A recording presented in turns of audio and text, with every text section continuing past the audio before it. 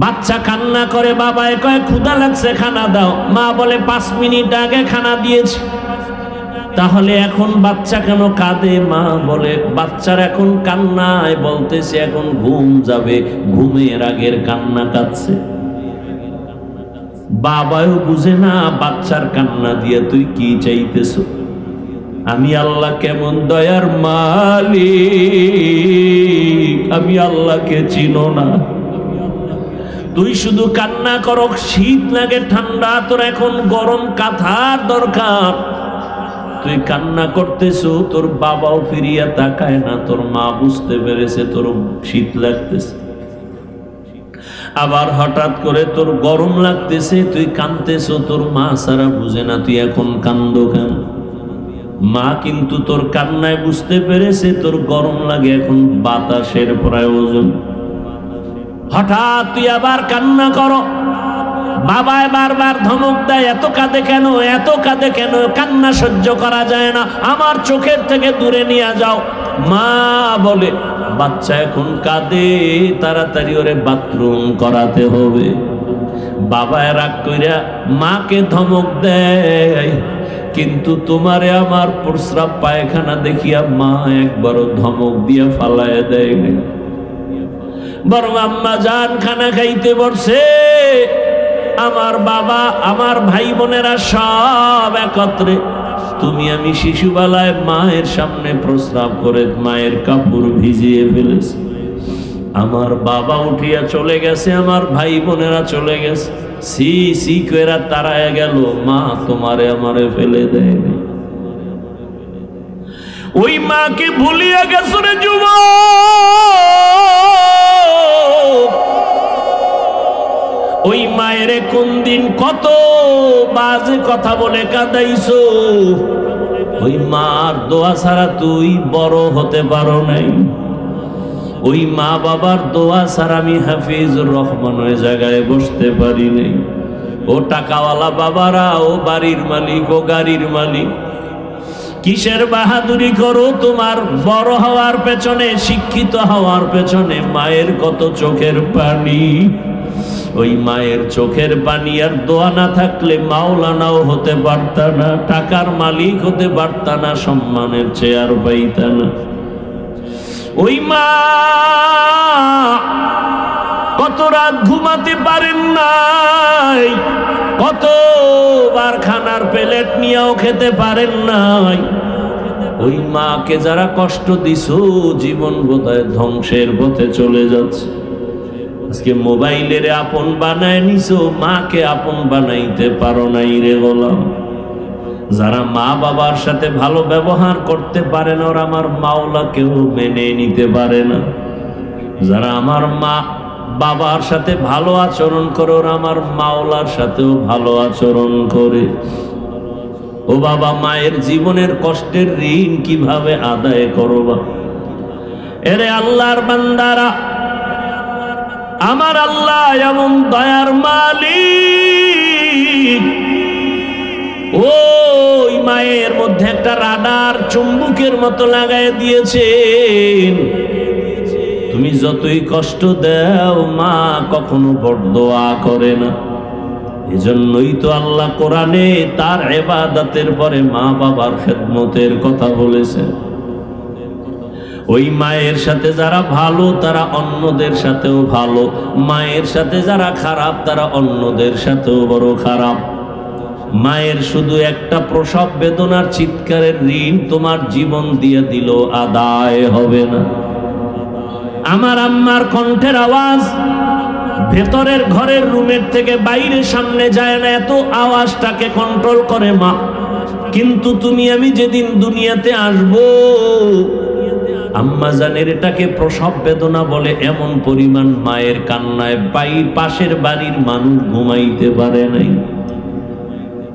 তুমি আমি কত যে মাকে লাথা দিয়েছি,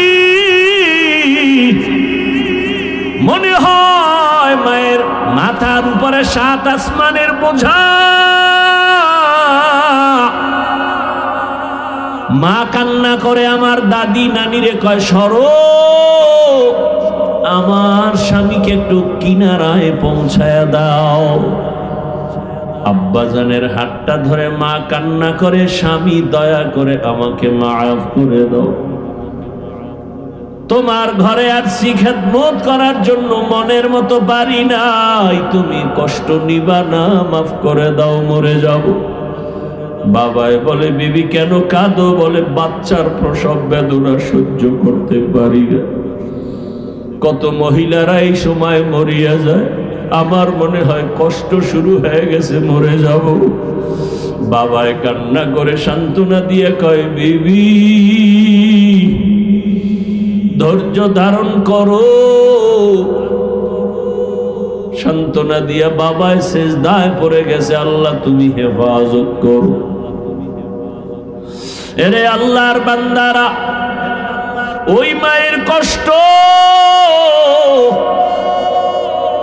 এত পরিমাণ, পাগলের মতো মা চিল্লাইতেছিল রে বাবা। এরপরও মা কিন্তু কখনো বরদোয়া করে নাই, সন্তানের জন্য পাগল পারা হয়েছে। ওই মায়ের যারা মা বলে ডাক দেও না, তার মতো পোড়া কপালে জমিনে কেউ নাই। প্রায় সময় আমি ঘটনাটা বলি, বাবার কিনারায় শুইয়া রাতের বেলা মা চোখের পানি ছেড়ে কাঁদে। বাবায় তাকায় দেখে বিবি গুনগুন করে কাঁদে, জিজ্ঞাসা করে বিবি কান্না করো কেন রাতের গভীর? মা বলে ও স্বামী, আমার মনের ভেতরে বড় দুঃখের কারণে কান্না করি। কি তোমার অন্তরে দুঃখ ভরা? মা বলে স্বামী, একটা সপ্তাহ হয়ে গেল সন্তান আমাকে আম্মু বলে ডাক দেয় না। বাবায় বলে বিবি কেন? বলে গত সপ্তাহে একটা অপরাধ করেছে, আমি ধমক দেওয়াতে অভিমান করেছি। সন্তান ঘরে আসে খানা খায়, মা বলে ডাকে না। বাবায় বলে বিবি ধৈর্য ধারণ করো, খানা খাও, ঘুমাও, সন্তান ভুল বুঝে এসে ক্ষমা চেয়ে নিবে। মা একটা চিৎকার দিয়ে কয় স্বামী আমার, আমি যতবার ঘুমানোর চেষ্টা করি আমার চোখের মধ্যে ঘুম আসে না। খানার প্লেট নেই, একটা লোকমার খানা আমার ভেতরে যায় না, কারণ আমার অন্তরে ওই খানা আর ঘুম থেকে আমার অন্তরে টান আমার বাবা, আমার কলিজার সন্তান একবার আম্মু বলে যদি ডাক দেয়, আমার কলিজাটা ঠান্ডা হয়ে যায়। কারণ ওই সন্তানের প্রসব বেদনা আমি ভুলে যাই না। হাজারো ব্যথা নিয়া তাকায় থাকি, সন্তান আমাকে মা বলে একটা ডাক দিবে, আর ওই ডাকের কারণে জীবনের সব কষ্ট আমার থেকে দূর হয়ে যাবে। জীবনের মূল কষ্ট মায়ের প্রসব বেদনা,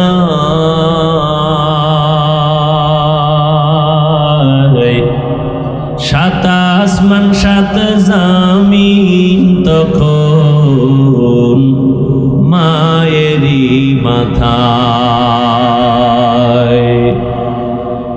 আমার সুন্দর মুখ দেখে মায়ের, আমার সুন্দর মুখ দেখে মায়ের, ব্যথা যায় দে হাসাইয়া। ও আমার প্রাণের মা, মা গো মা, কোথায় গেলে মোরে ছাড়িয়া? জনম দুঃখী ইয়াতীম আমি, চাই না কেহ ফিরিয়া। আমি যখন ছিলাম আমার মায়েরই উদরে, চলাফেরা করলেন যে মায়, কত কষ্ট করে। এমন মাকে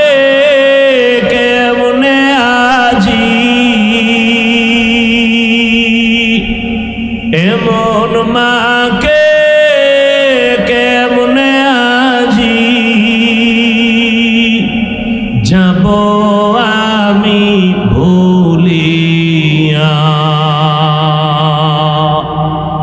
ও আমার প্রাণের মা, মা গো মা, কোথায় গেলে মোরে ছাড়িয়া? জনম দুঃখী ইয়াতীম আমি, চাই না কেহ ফিরিয়া। মাগো আমি ইয়াতীম বলে সবাই দেয় তাড়াইয়া। দুঃখের সাথে দিন কাটাই মা, পেটে ক্ষুধা নিয়া। ঘুমের মাঝে মাকে দেখে, ঘুমের মাঝে মাকে দেখে, কেন্দে দেই বুক ভাসাইয়া। ও আমার প্রাণের মা, মা গো মা, কোথায় গেলে মোরে ছাড়িয়া? জনম দুঃখী ইয়াতীম আমি, চাই না কেহ ফিরিয়া। এই ময়দানে জানি না কে বাবা হারায়াতীম, কে যেন মা হারা অসহায়। জীবনে আর বাবা বলে ডাক দিতে পারবা না, জীবনে আর মায়ের চেহারাটাও দেখবা না। মুনাজাতের পরে সবাই বাড়ি যাবা। অনেকের মা বাবা যারা বেঁচে আছে গিয়া দেখবা এখনো মা ঘুমায় নাই, অপেক্ষায় বসে আছি। দেরি হলে টেলিফোন করে, কই বাবা তাড়াতাড়ি আয়, আমি মা ঘুমাই নাই, তাড়াতাড়ি আসো, খানাও খাইবে। একটা সন্তান মাকে যখন মা বলে ডাকে, যার মা নাই তার কলিজাটা সিরিয়া যায়। ও আল্লাহর বান্দারা, ওই মা বাবা যার বেঁচে আছে এখনো সময় পাইলে দোয়া নিও। ওই মা বাবার দোয়া ছাড়া কপাল খুলবে না রে যুবক। ওই মা বাবারে কাঁদাইও না, কষ্ট দিও না, পারলে দোয়া নিও। যদি কষ্ট দিয়েই থাকো, বাসায় যায় ক্ষমা চেয়ে নিও। ওই মাকে গিয়া বলিও, মা আজ ওয়াজের প্যান্ডেলে কত মানুষ কান্না করে তওবা করেছে, আমার চোখে কেন পানি নাই? আল্লাহ বুঝি গুনার কারণে বেজার হয়ে গেছে।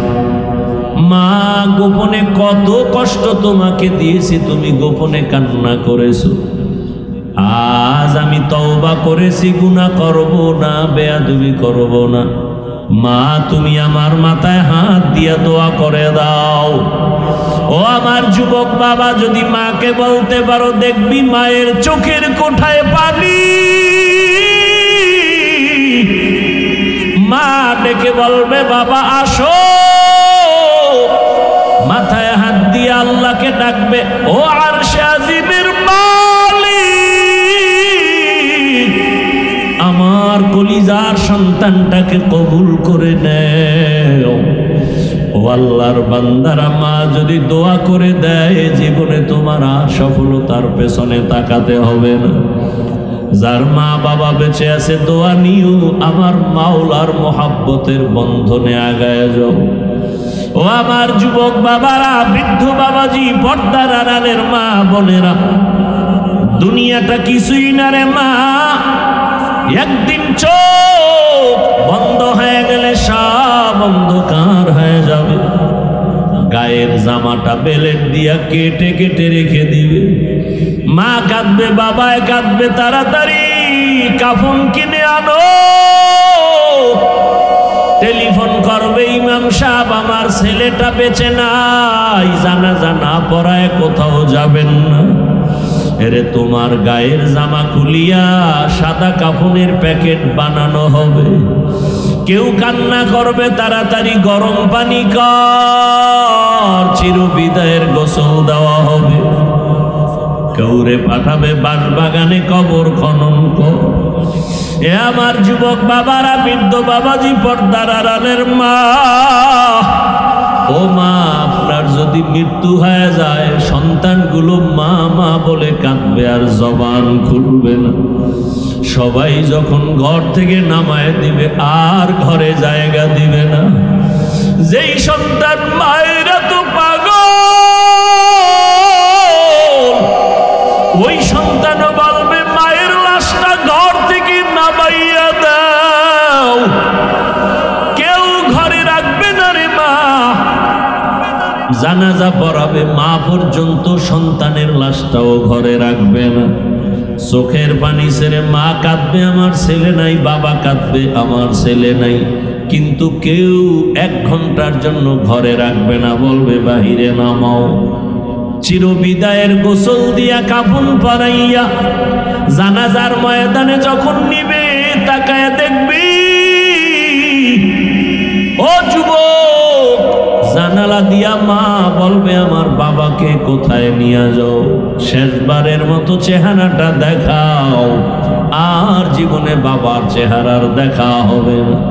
ওই অন্ধকার কবরে রাখিয়া সব চলে যাবে, কেউ থাকবে না কবরে। এখনো সময় আছে, কবরের সম্বল সঞ্চয় করো, মালিকের আপন বানাও। মনে মনে আল্লাহকে বলো, হে মালিক, জীবনে কত নামাজ ছাড়লাম, দাড়ি কাটলাম, বেপরদায় চললাম, গুনাহ করলাম, আজকে থেকে তওবা করতেছি, আর নামাজ ছাড়বো না, দাড়ি কাটবো না, বেপরদায় চলবো না। ও আমার মা বোনের, আল্লাহর কাছে তওবা করেন, মনে মনে আল্লাহকে বলেন আর নামাজ ছাড়বেন না, বেপরদায় চলবেন না, স্বামীর মাল খেয়ানত করবেন না, মোবাইলে সময় নষ্ট করবেন না। আল্লাহর কাছে তওবার নিয়ত করে ফেলেন। ও আল্লাহর বান্দারা, বৃদ্ধ বাবাজিরা, আল্লাহর কাছে তওবা করেন। আপনার মতো কত বুড়ারা নামাজ পড়ে এখনো নামাজ ছাড়ে না। আর কোন বিদ্বেষী আল্লাহ বিরোধী কেউ না খায় মরে না। মুমিনেরা যেই গাছের ফল খায়, বেঈমানেরাও সেই গাছের ফল ভক্ষণ করার স্বাধীনতা পায়। মুমিন যেই নদীর মাছ খাওয়ার স্বাধীনতা পায়, বেঈমানেরাও সেই নদীর মাছ খাওয়ার স্বাধীনতা পায়।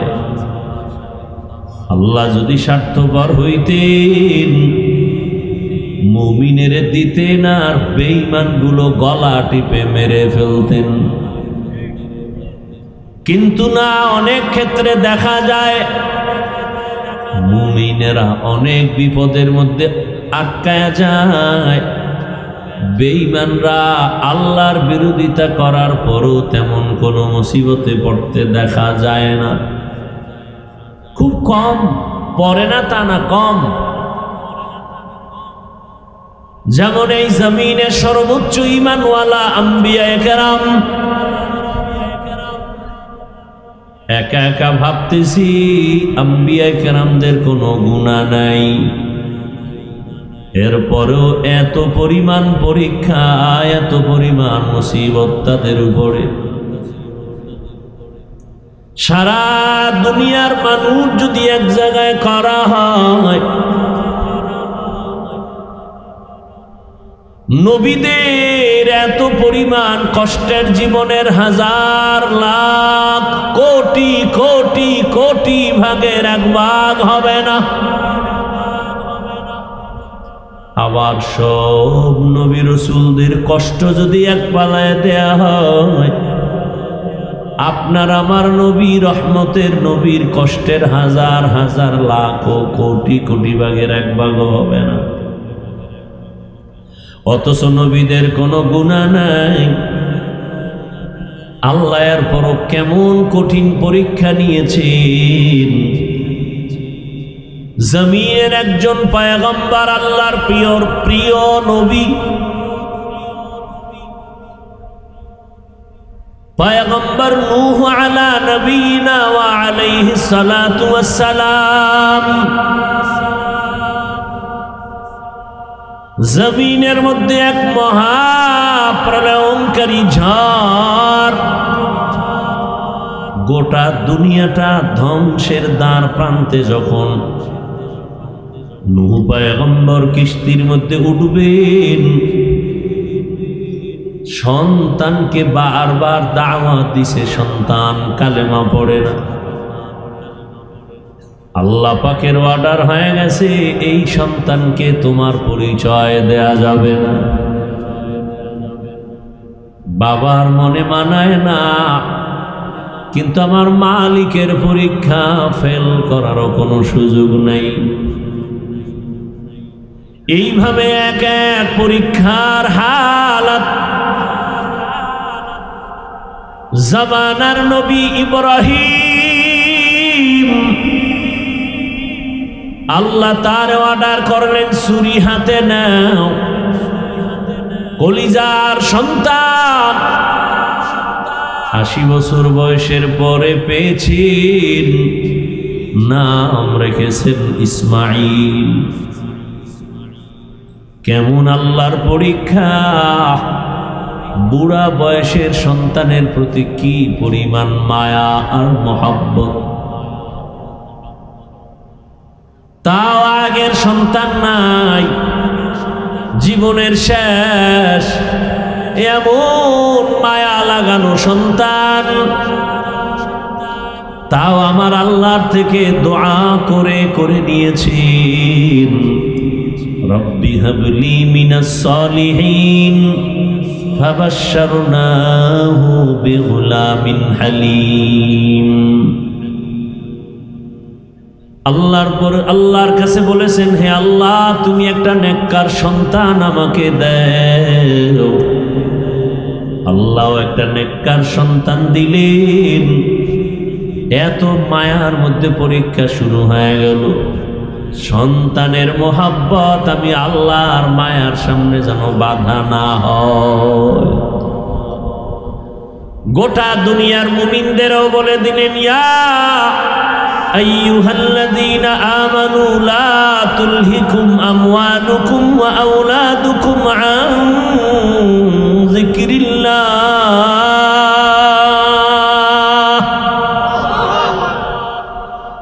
হে দুনিয়ার মুমিন, তোমাদের সম্পদ আর সন্তান জমিনে আমি পরীক্ষার জন্য দিয়েছি, আমার জিকির থেকে যেন এদের কারণে গাফেল না হও। মালের কারণে আমি আল্লাহকে ভুলে যাইও না, সন্তানের কারণে আমি আল্লাহকে ভুলে যেও না। আল মালু ওয়াল বানুনা জিনাতুল হায়াতিদ দুনিয়া ওয়াল বাকিয়াতুস সালিহাত খায়রুন ইনদা রাব্বিকা সাওয়াবা ওয়া খায়রুন আমালা। আমি কিন্তু বলেছি আপনাদের আগ্রহের উপরে বয়ান হবে। উঠা বসা করলে আমি মোনাজাত দিয়ে চলে যাব। কালকে জুমার এক পেরেশানি মাথায় আছে। আপনারা না শুনতে চাইলে আমার এত ঠেকানা, আমি আপনাদের শুনাইতেই হব। ব্যারাম থাকলে ঢুকছেন কেন?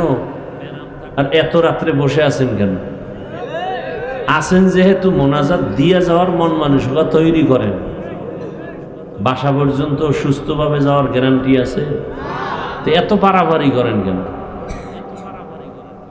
আল্লাহ হেদায়েত দান করুন।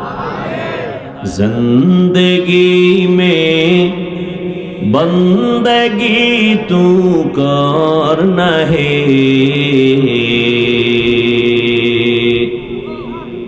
जिंदगी में बंदगी तू करना है, जिंदगी बे बंदगी शर्मिंदा है, जिंदगी बे बंदगी शर्मिंदा है। दुनिया में हो दुनिया का तलबगार ना हो, बाजार से गुजर हो खरीदार ना हो। ये दुनिया एक मसले का गुज़फूल है, ये दुनिया एक मसले का गुज़फूल है। जिंदगी में बंदगी तू करना है, जिंदगी में बंदगी तू करना है। जिंदगी बे बंदगी शर्मिंदा है, जिंदगी बे बंदगी शर्मिंदा है।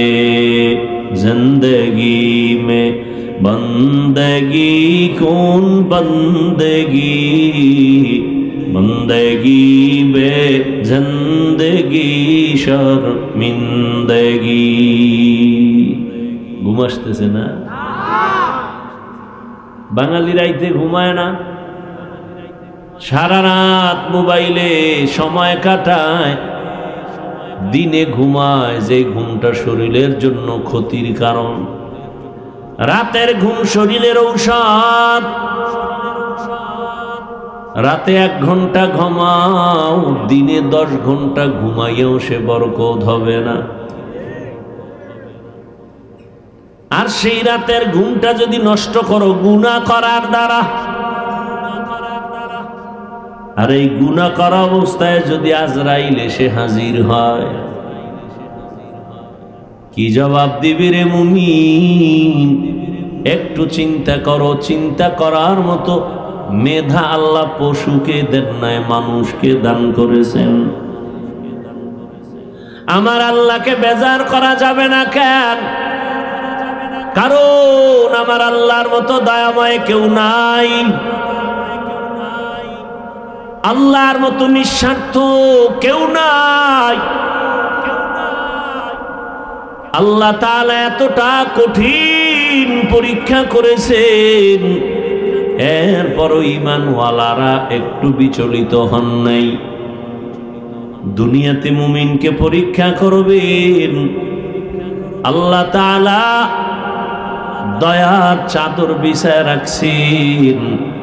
আল্লাহ চান না তার মোহাব্বতের কোন বান্দা বান্দি জাহান্নামে যাবে। আল্লাহ বলেন আমাকে খুশি কর। এই নামাজ পড়ি, বয়ান করি, রোজা রাখি, তেলাওয়াত করি, সব আমলের একটাই টার্গেট, আমার আল্লাহরে খুশি করে চলো। তোমার সারা জীবনের নামাজ দিয়া জান্নাত পাইবা না যদি আল্লাহ খুশি না হয়। সারা জীবনের রোজা রেখে জান্নাত পাওয়া যাবে না যদি আমার আল্লাহ খুশি না হন। সারা জীবনের তেলাওয়াত দিয়া জান্নাত পাওয়ার গ্যারান্টি নাই যদি আমার আল্লাহ খুশি না হন। আর আমার আল্লাহ যদি একবার খুশি হয়ে যান, সারা জীবনের ইবাদত লাগবে না, একটা সিজদাই জান্নাত রেডি হয়ে যাবে। আতিনা ফি দারে দুনিয়া না হাসান, আতিনা ফি দারে উকবা না হাসান, ইয়া গিয়াসাল মুস্তাগীসিন ইহদিনা ইফতিখারা বিল উলুমে ওয়াল গিনা। হর গোরি দে নে কো তু তৈয়ার है, जो न मांगे उससे तू बेजार है। এই সাউন্ড কমে কা ভাইরা আমার, আর কিছুক্ষণ শোনার ধৈর্য আছে তো? আল্লাহ কবুল করে। তাহলে সব আমলের মূল টার্গেট কি? আল্লাহকে খুশি করা, আল্লাহকে। যেমন একটা ছোট ঘটনা, জমিনের মধ্যে একজন আল্লাহর বান্দি বড় পাপী, এমন কোন পাপ করে নাই যেটা বাপ পাপের সাগরে হাবুডুবু খায়। নারী না পুরুষ? এলাকার সবাই জানে জমিনের মধ্যে এই নারী একটা আতঙ্ক, একটা চরিত্রহীনা জাহান্নামী, এত বড় ভ্রষ্টা। সবাই তার থেকে সতর্ক থাকে। তার নজরও যদি লাইগা যায় পেট ব্যথা শুরু হয়ে যাবে। নজরের ভিতরেও ঝামেলা আছে না নাই? আছে না? তুমি বয়া বয়া মুড়ি বানায় খাইতেছ না, মজা করে বাদাম চাবাও, আর একজনের পেটে 3 দিনের ক্ষুধা, ও পারে না তোরে কামড় দিয়া খেয়ে ফেলবে। এমন নজর লাগাইছে, খাওয়ার পরে ডায়রিয়া শুরু। নজর বড় খারাপ। এজন্য লোকালয়ে খাওয়া নিষেধ। কেউ খাবে কেউ খাবে না, তা স্লোগান দেয় ঠিক, কিন্তু একা একা খায়, কেউ দেয় না। গাভীর দুধ 20 কেজি, একটা গাভীর থেকে দুধ আসে। এক চোরাই দেখে এমন বদনজর লাগায়, কপালে হাত দিয়ে কয় এত পরিমাণ দুধ। 1 সপ্তাহ পর তাকায় দেখে আধা কেজি নামাইতে ঘাম ঝরে যায়। নারিকেল গাছে বিশাল নারিকেলের অভাব নাই, দেখে কয় এত পরিমাণ নারিকেল। নজর লেগে গেছে, আর নারিকেল নাই। এই রকম বদনজর আছে না নাই? তাজা মানুষটারে চূড়ান্ত অসুস্থ বানায় দেয় একটা নজর। ফুটফুটে এক সুন্দর বাচ্চা, বদনজর লাগাইছে, কোনো ডাক্তারের রোগে ধরে না, দৌড়ায় হুজুর একটু পানি ভরা দেন, বদনজর লাগছে। আপনাদের 2500 এলাকায় বিভিন্ন ক্ষেতের মধ্যে দেখবেন জুতা টানায়। টানায়নি কেন? জুতা হইলে একটা বরকতি জিনিস, নমরুদ্দার গালে লাগছে না, এটা টানাইলি ফসল বেশি হবে না? বদনজর বড় খারাপ। এজন্য কিছু পুরুষের এমন বদনজর, যদি কোনো নারীর উপরে লেগে যায়, ওর পেটের বাচ্চা নষ্ট হয়ে যায়।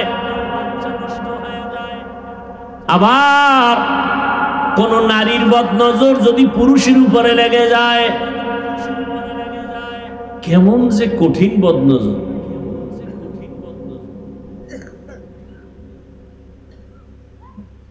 আধা কাপ দুধ বক্তারে দিছে খাও। দুধ তো ভালো জিনিস, গাভীর দুধ অনেক পিওর, ভিটামিন বেশি। খাইয়া স্টেজে আসছে, বয়ান শুরু করছে, হঠাৎ করে বমি, দুধ বের হয়ে গেল, রক্ত আসলো, কণ্ঠ সেদিন থেকে শেষ, মৃত্যু পর্যন্ত আর কণ্ঠ ভালো হয়নি। এবার বুঝেন বদনজর কত খারাপ জিনিস।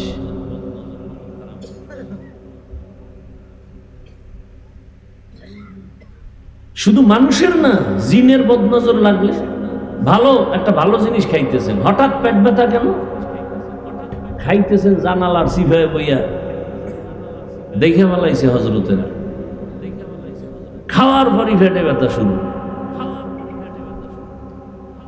বদনজর বড় খারাপ। ওই এলাকার জাহান্নামী নারী, এমন কোন গুনাহ নাই যেই গুনাহ ওই আল্লাহর বান্দি করে নাই।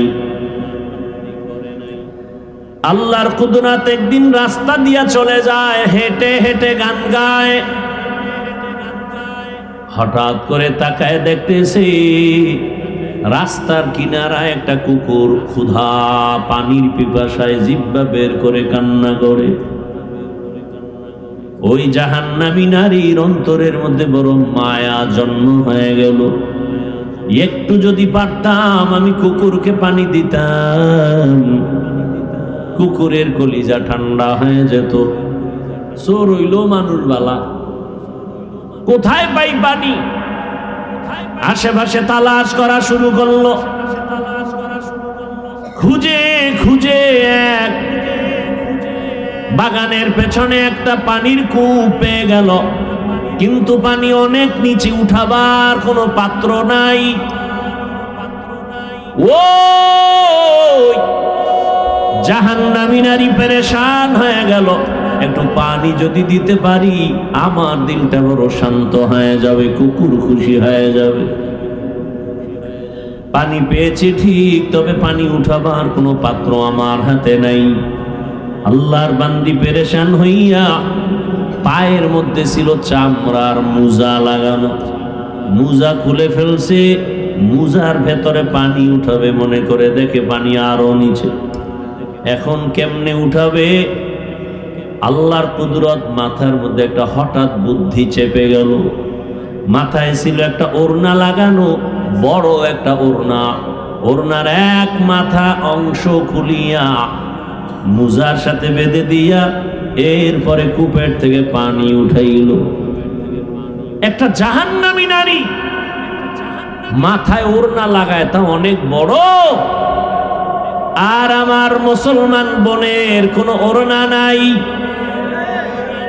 যাও আছে এত ছোট খাটো যে মাফলার মতো গলায় ফ্যাশন হিসাবে রাখে, ওড়না পরার কোনো প্রয়োজন মনে করে না। মনে হয় জানো তারা খুশি হইতো যদি দেশটা বেশ্যার আড্ডাখানা বানানো যাইত। तुको जाओ सुन्नते अहमद को जा बा मोहम्मद कैबुअद निस्बतोरा मन अहब्बा सुन्नती कौले रसूल मुजदाए काना माई हम कुन कबूल। আল্লাহর বান্দির ওড়নার একটা অংশ খুলিয়া চামড়ার মুজার সাথে বেঁধে পানি উঠাইয়া দ্রুত গতিতে গিয়া ওই পানি কুকুরকে পান করায় দিল। রহমতের নবী সাহাবায়ে কেরামদের শোনাচ্ছেন হাদিসের ঘটনা। রহমতের নবী বলেন, ও সাহাবা, ওই জাহান্নামী নারী একটু পানি কুকুরকে পান করানো মাত্র গায়েবী এক আওয়াজ, অদৃশ্য এক আওয়াজ, গায়েবী আওয়াজ আসতেছে, ও আল্লাহর বান্দি কুকুরকে পান করায় পানি পান করিয়েছো, গায়েবী আওয়াজ তোর জীবনের সব গুনাহ মাফ হয়ে গেছে। या इलाही मुझसे मुझको दूर कर ताकि देखो मुझ में तुझको एक नजर। या इलाही तू मेरा माबूद है, या इलाही तू मेरा माशूक है। ঘটনাটা টানছিলাম একটা পয়েন্টকে টার্গেট করে। ইবাদত যা করি, নামাজ রোজা, সব কিছুর মূলে কাকে খুশি করা? ইন্না সালাতি ওয়া নুসুকি ওয়া মাহইয়ায়া ওয়া মামাতি লিল্লাহ ওয়া মামাতি লিল্লাহি রাব্বিল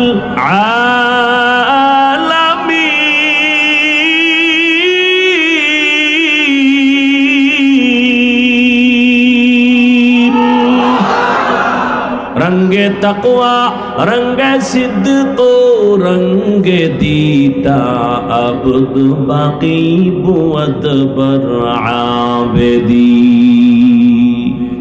इब्राहिम नबी दुआ करलेन, हे अल्लाह আমার নামাজ, আমার কোরবানি, আমার মরে যাওয়া, আমার বেঁচে থাকা সব কার জন্য? আমি বয়ান করি আমার আল্লাহর খুশির জন্য, আমি বয়ান শুনি আমার আল্লাহকে খুশি রাখার জন্য, আমি খানা খাই আল্লাহকে খুশি রাখার জন্য। খানা খাইলে আল্লাহ খুশি হবে কেন? খানা খাইলে শক্তি হবে, ওই শক্তি দিয়ে আমি মাওলার ইবাদত করব। কি ভাইরা আমার, দেখছেন নি জাহান্নামী মহিলা কুকুরকে পানি পান করাইছে, এটা তো ফরজ না, কিন্তু মনে চাইছে করাইছে। আল্লাহ কি হয়ে গেছেন? এক খুশি, এক কামে এক খুশি, জান্নাত রেডি। আতিনা ফি দারে দুনিয়া না হাসান, আতিনা ফি দারে উকবা না হাসান, ইয়া গিয়াসাল মুস্তাগীসিন ইহদিনা লিফতিখারা বিল উলুমি ওয়াল গিনা। আল্লাহকে বেজার করা যাবে না কেন? আল্লাহর মতো দয়াময় কেউ? কেমন দয়ার আমার মালিক! আমি দুনিয়াতে আসছি, কেউ আমাকে আনার জন্য দোয়া করে নাই। আল্লাহ বলেন তাকায় দেখ, দুনিয়ার মানুষ ফ্যাক্টরি বানাইছে, তৈলের ফ্যাক্টরি, রডের ফ্যাক্টরি, সিমেন্টের ফ্যাক্টরি, কিন্তু তাকায় দেখছো নি সিমেন্টের ফ্যাক্টরি থেকে কখনো তেল আসেনি, তেলের ফ্যাক্টরি থেকে লবণ আসে না। আর আমি আল্লাহ কেমন দয়ার মালিক! এক ফ্যাক্টরি তোর মাকে বানাইয়া, তোর মায়ের থেকে 10টা সন্তান আমি বের করেছি। তাকায় দেখ, কারো চেহারার সাথে কারো চেহারার মিল নাই, কারো কণ্ঠের আওয়াজের সাথে কারো কণ্ঠের আওয়াজের মিল নাই। আবার একই মায়ের সন্তান, কারো চোখে সমস্যা, কারো পায়ে সমস্যা, কারো জবানে আওয়াজ নাই। আমি আল্লাহ কেমন দয়ার মালিক! ভালো করে নজর করে দেখ, সন্তান গর্ভে আসছে, মাও জানে বাবাও জানে, তারপরও কোনোদিন তার সন্তান আসবে বলিয়া খানারও আয়োজন করে নাই। আল্লাহকে বলে নাই, হে মালিক তুমি যে সন্তান আমাদের দান করেছো, তুমি খানার ব্যবস্থাও করে দিও, তাও বলে নাই। আল্লাহ কয়, আমি আল্লাহ নিজে দয়া করে খানার আয়োজন করেছি। তোর বাবা মা বলে নাই, আমি তোর জন্য খানার আয়োজন করেছি। এমন পিওর খানা।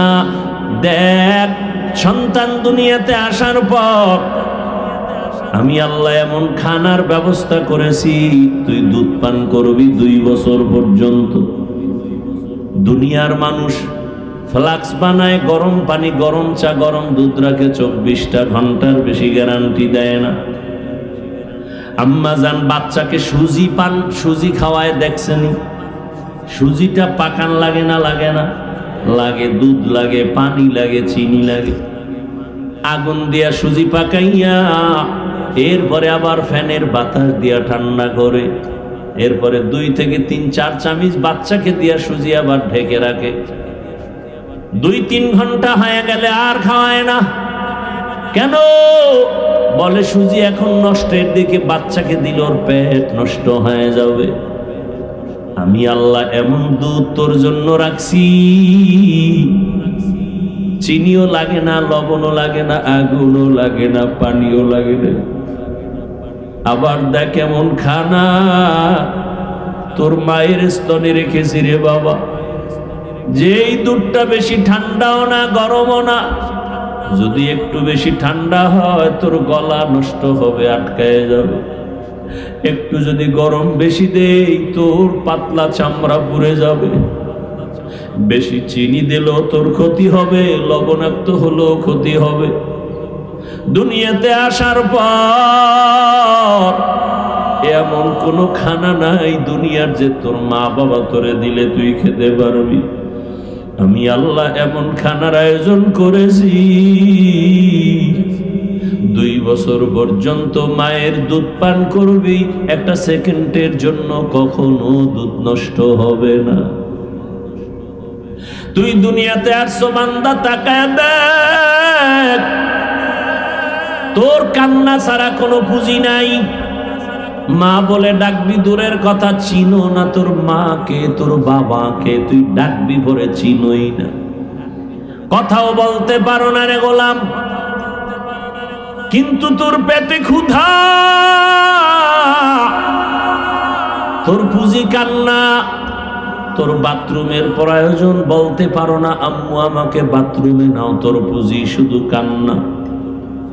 তুই কান্না দিয়া কখন কি বুঝাইতে চাও, দুনিয়ার একজন বুঝে, তোর বাবাও বুঝে না তোর মা ছাড়া।